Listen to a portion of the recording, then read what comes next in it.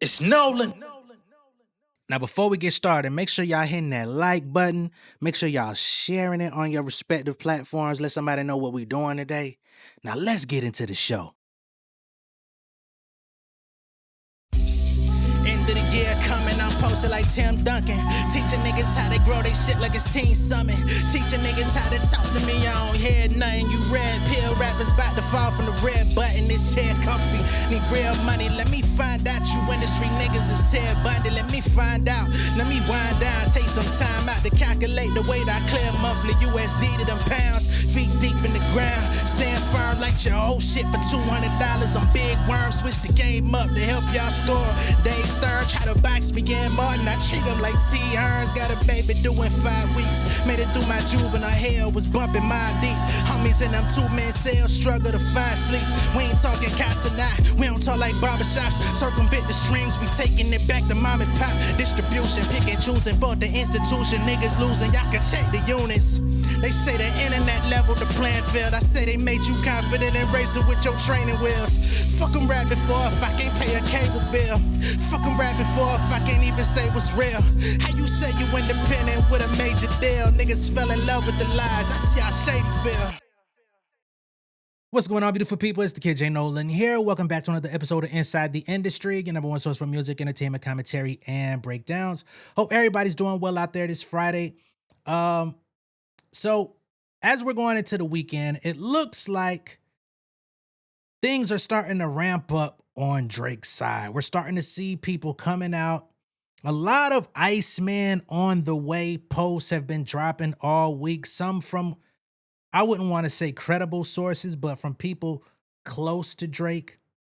And even Iceman on the way from people not so close to Drake, such as like an Anthony Fantano, who, take that with a grain of salt, it was probably just a troll move, just to lean in on what all the Drake fans have been doing. Who knows? But whatever the case is, there seems to be a lot of energy that's circulating right at this very moment about the Iceman album, right? Even Funk Flex came out last night and was alleging that at 7:00 p.m. he was supposed to play some brand new Drake music off the Iceman album. I don't think that ever materialized, which I find to be strange. But, you know, Funk Flex was one of the people that came out that was kind of like advocating or supporting Drake in his efforts to sue the label, to do those investigations on iHeartRadio, look into who's paying for doing payola at the radio and all this different type of stuff. He started saying that there were other people in the radio industry that were taking payola, but he suspiciously never did. All that different type of shit. So I'm not too surprised by Flex kind of jumping on that train, but I am surprised that he would sacrifice his own integrity by saying that he was going to be playing new music at 7 p.m. just to turn around and not deliver on that promise. That is misleading your listeners, the people who actually want to hear Funk Flex and those that want to hear from Drake. Now, of course, he could be doing it for his own selfish reasons, just to get people to tune into the show and troll. But ultimately, it only backfires, not only on you, but by proxy, it only backfires on Drake, because there's been so many pump fakes, so many start and stops, so many of these leaks and what I call creamsicles that he's been putting out, not giving his fans the actual Iceman pack. Now, understand, a lot of people look at my channel as a Drake hate channel or an anti-Drake channel, which personally, I don't embrace that title. I don't embrace that thought process, because I talk about so many other things that go on in music, entertainment, and hip hop as a whole, that to deduce me down to something like that would be crazy. But if being critical of Drake, if holding him to the same standard that I do everybody else, if looking at him as a near 40-year-old man with an eye of discernment is a problem for you, then perhaps I am a Drake hate channel. You know what I mean? But all of that being taken out out of the equation, there are people that want to hear the album. There are people that are eager for the album. You know what I'm saying? And even playing with those people's emotions, I think, is a credibility issue. You know what I'm saying? Not only by Flex, but Drake himself, the way that he's been starting and stopping and playing with the emotions of the very people who are trying their best to keep him in the conversation, not as a topic, but in the conversation as an artist, which should be his ultimate goal at the end of the day. But he's the one that's been coming out doing everything else except standing on music, right? So with all that being stated, a couple days ago, he did this stunt at the Nova, the Scotiabank, the Scotiabank Arena where the Toronto Raptors play. And they had the iced out Drake seats, you know what I mean? Where he typically sits courtside, they had his seats iced out for the Iceman. So for context, here's a video of just that, right? So you see, you got these two seats and they have the synthetic ice on it or whatever. And of course, this is just publicity, marketing, trying to get people ready, ramped up, get people talking, which I don't think is a bad move. It's only a bad move if you don't follow it up with anything substantial. If it's just another stunt and then you don't actually feed your fans, then what is the point? You know what I mean? Other than giving them blue balls, I guess. Especially the way they be acting. Then from there, we have this report about an explosion that was seen near the Toronto airport, which they're now saying was staged for a new Drake music video. So apparently he's using some pyrotechnics in a new music video that he's putting out. As you can see, there's an explosion going on. I guess some people thought that this was a real fire or a real explosion that took place, but come to find out, it was just filming. You know what I'm saying? So here you got this film notification of what was going on in the area for Project Bot. Now, I find that to be a very interesting title for your alias, Project Bot, especially with everything that we know about the conversations happening in hip hop surrounding botting, stream farms, pay for play, even Drake's name showing up in lawsuits allegedly for millions upon millions of botted streams.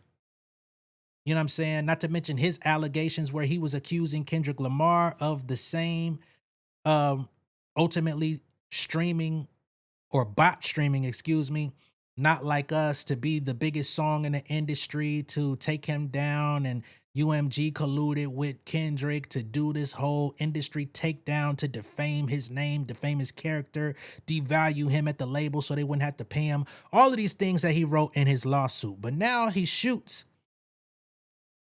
under this alias Project Bot. So the filming dates were April 12th and April 13th.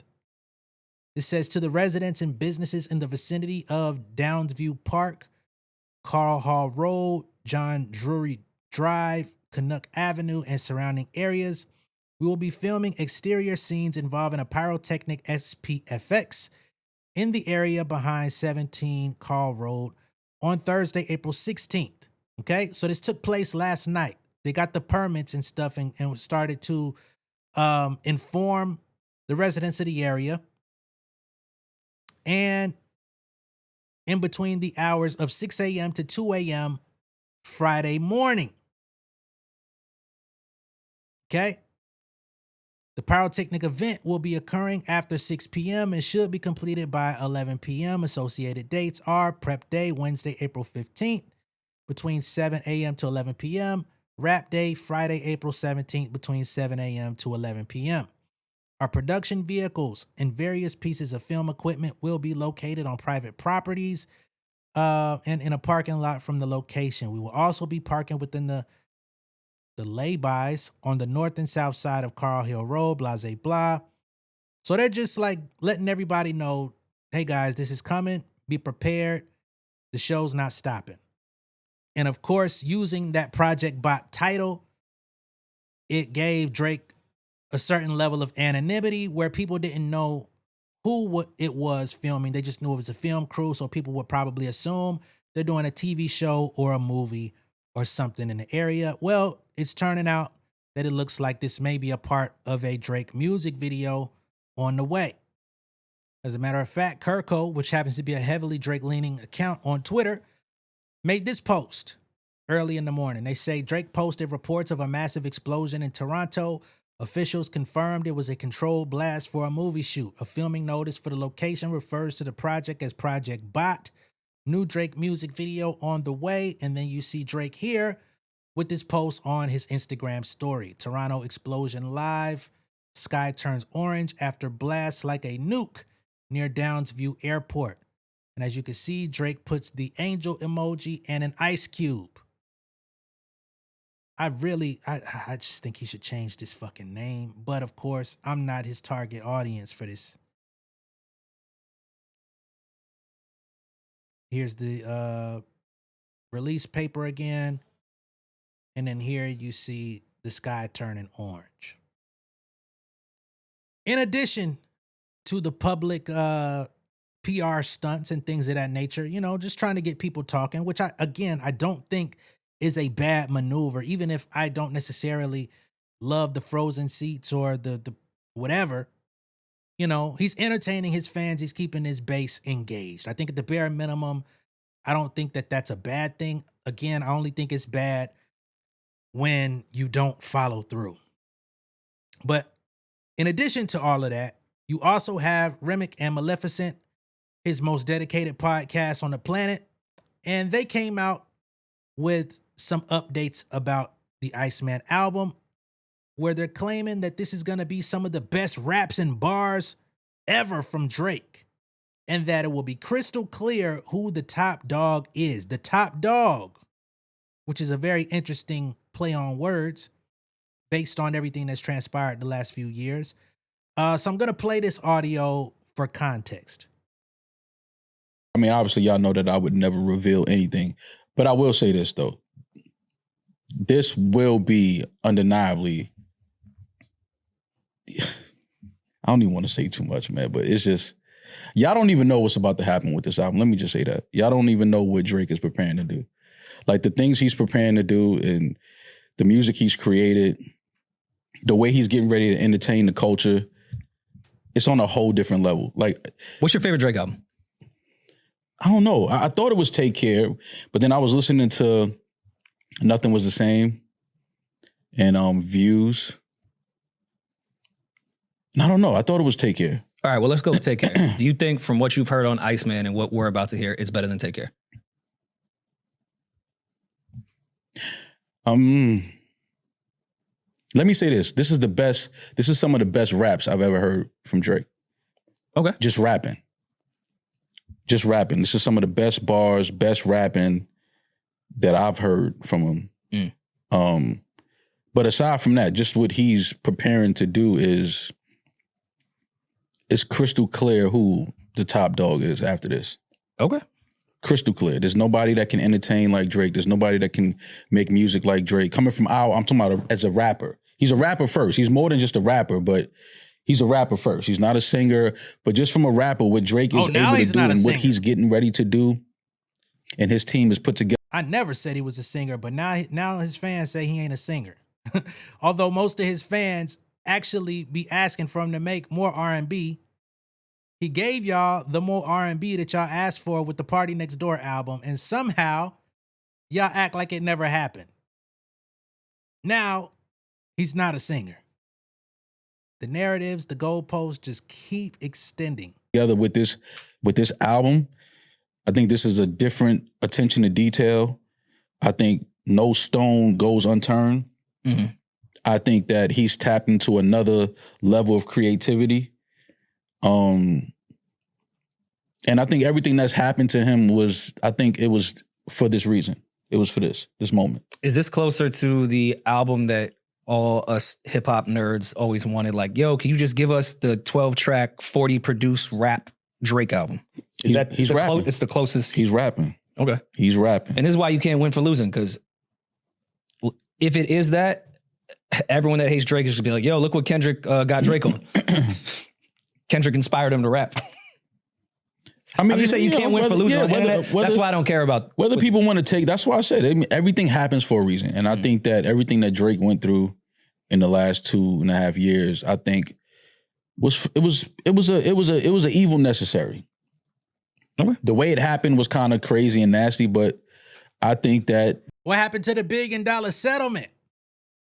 I thought that was the evil necessary. You know, the artist that he is, I think he found a way to find, you know, what all of that meant and found a way to create through that. And I think that he tapped into another level of artistry and, you know, just his creative circle, you know, the things that they've been able to put together with this. You know, I'm excited to see it. I'm excited to hear it. I'm excited to watch people react to it. I think it couldn't have come at a better time. Everybody's complaining about music not being exciting right now, not being dead. So they all want Drake to save the summer. Give us the music, give us the soundtrack. I mean, obviously. I have not seen a general hip hop fan say that ever. But I understand that he does have a big fan base. And that's the type of language that they use. So I'll just digress on that piece. And here's what I'll say, right? So this is also in tandem to Ben the Don coming out a couple weeks ago. It was kind of a story I missed on my channel, actually, where Ben the Don, the streamer, came out and said that, you know, Drake let him hear somewhere in the margin of 6, 7, anywhere between 6 to 8 songs off the Iceman album. And he basically got on stream and said, yo, the album is fire, it's dope. But, you know, you're going to have to take down some of the so-called club records. We need more bars. We want to hear you rap. We want to hear you give more bars. Right? So that's already in the atmosphere. Now we have Maul coming out and saying this is going to be a very rap-heavy album. He's doing more rapping. It's some of the best raps that he's ever heard from Drake. Rory asked him, you know, does it compare to Take Care? I've never been a Take Care fan. Even when Drake was, you know, in a different space, I never liked the Take Care album. It had a couple songs, but I was never super into that album. The Drake album, I tell y'all all the time, the Drake album that I lived with the most out of all of his releases was Nothing Was the Same. That's a long time ago. And I still feel like that's pretty much like the benchmark moment of his career. It was when his superstardom kind of caught up with, that's when his music caught up with the superstardom a little bit. And then from there, it was downhill, views, all that different type of stuff. I will give him, if you're reading this, it's too late. It was very impactful. We know the story of who helped him with that album. So now I understand why it was as impactful as it was, with the different sound direction that he went in with that project. And I feel like he's been lost ever since that era has been over. You know what I'm saying? The closest thing, you know, is probably Scorpion. I think some people fucked with Scorpion. Scorpion was cool on the first disc. Second disc, I never liked any of it. Again, Certified Lover Boy gave you glimpses of old Drake, but it just wasn't as strong, right? And it's been downhill from there again, lost all over again. So what I also find interesting is as Ben the Don and Maul are talking about the more rap-heavy Drake, is, truth be told, Drake's fans don't even like when he raps. When he puts out the Dark Lane demos, when he puts out the Care Package, when he puts out the Scary Hours 1 and 2, those projects don't be performing. And as much as they love to talk about how he dominates the charts, those releases are never the ones that do it. So if this is going to be a very rap-heavy album, I wonder who it's for. Because a lot of the hip-hop fans have already put you in the blacklist. And then the people who really love Drake don't really love when he tries to be a better rapper and do more of the hip hop aesthetic. So I find that to be interesting as well. But perhaps with the pyrotechnics and explosions and some of the marketing tools that he's got at his disposal at this time, maybe he can try to bridge the gap on that. You know what I'm saying? We'll see. But I find it very interesting that everybody is on this Iceman thing this week. Clearly, it's Friday and the album's not out, so it's not coming out this week. But we shall see what comes moving forward. It would be a tragedy if all of this turns out to be nothing burger, and then it goes another 2-3 months of this same song and dance. Let me know what y'all think of all this down below in the comments. Be sure to like and share this video. If this is your first time seeing me on YouTube, go ahead and subscribe to the channel, become an insider. I will catch y'all on the next one. Y'all be good out there, man. Peace.